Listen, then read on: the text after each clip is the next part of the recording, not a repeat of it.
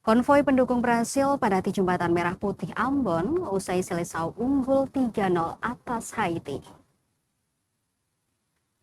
Euforia kemenangan timnas Brasil mewarnai kawasan Jembatan Merah Putih, Kota Ambon, Sabtu 20 Juni 2026.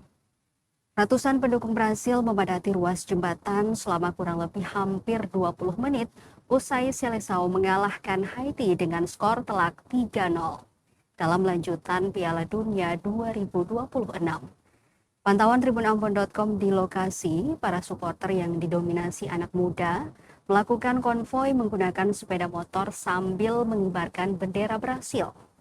Sorak-sorai, nyanyian dukungan, serta atribut berwarna kuning hijau mewarnai suasana sepanjang jalan menuju jembatan yang menjadi ikon kota Ambon tersebut.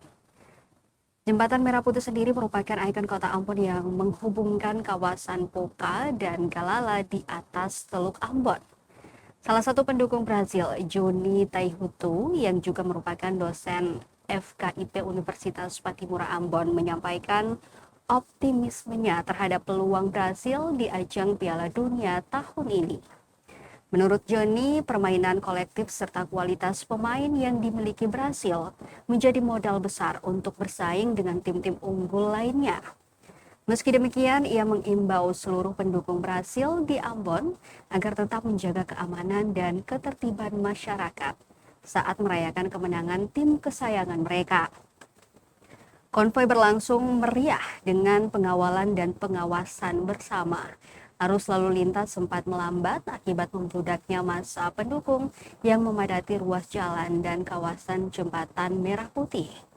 Perayaan kemenangan Brasil tersebut menjadi bukti tingginya antusias masyarakat Ambon terhadap sepak bola dunia, khususnya tim Samba yang selama ini memiliki banyak penggemar di Maluku.